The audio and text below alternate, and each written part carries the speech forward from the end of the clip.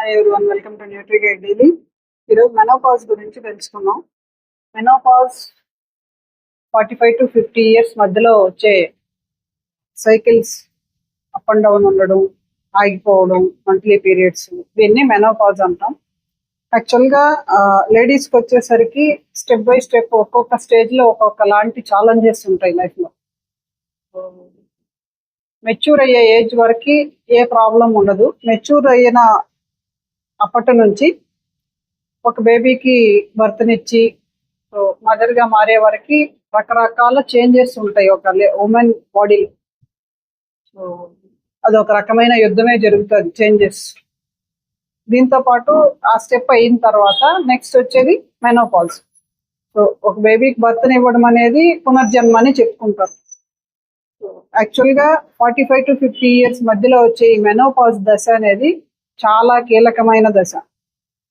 So ఇది ఎలాగంటే mood reflections, mood changes ఉంటాయి, బోన్స్ వీక్ అవుతాయి, ఒబిసిటీలోకి వెళ్ళిపోతారు, నిద్ర రాకుండా ఇబ్బంది పడుతూ ఉంటారు, రకరకాల మూడ్ చేంజెస్, ఊరికే కోపం రావడం, అన్నిటికన్నా మించి బాడీలో ఉష్ణోగ్రత లెవెల్స్ పెరగడం, హీట్ జనరేషన్ ఎక్కువ అవుతుంది, టూ మచ్ స్వెట్, దీనివల్ల డిహైడ్రేట్ అయిపోవడం, సో హైడ్రేషన్ బాడీని మెయింటైన్ చేయడానికి ఇబ్బందిగా ఫీల్ అవ్వడం, ఇవన్నీ కూడాను డిఫరెంట్ హార్మోన్ ఇన్బ్యాలెన్స్ వల్ల జరుగుతాయి.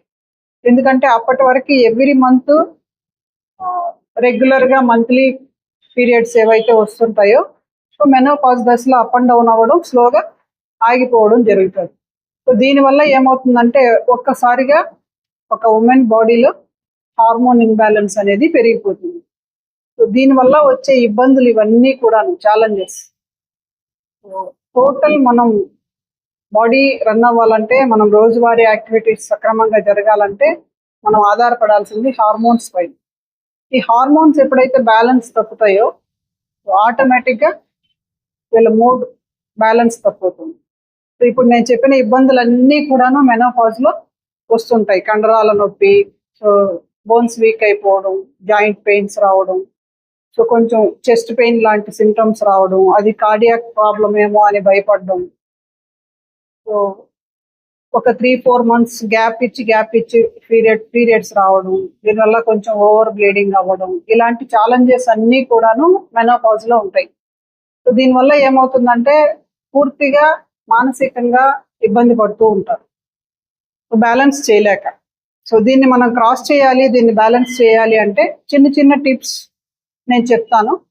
సో ఫాలో అవ్వండి, ఆటోమేటిక్గా బ్యాలెన్స్ చేసుకోవడం కొంతవరకు ఈజీ అవుతుంది. నేను పూర్తిగా కంట్రోల్ చేయొచ్చు అని కూడా చెప్పట్లేదు, కొంతవరకు బ్యాలెన్స్ చేయడం ఈజీ అవుతుంది. ఇదేంటి అంటే first of all hydration maintain చేయడం. సో పూర్తి డీటెయిల్స్ కావాలంటే మీకు నెక్స్ట్ వీడియో ఫాలో అవ్వండి, Part 2 పూర్తిగా టిప్స్ మీకు దీనికోసం టిప్స్ ఇస్తాను. Part 2 ఫాలో అవ్వండి. So please subscribe. Thank you.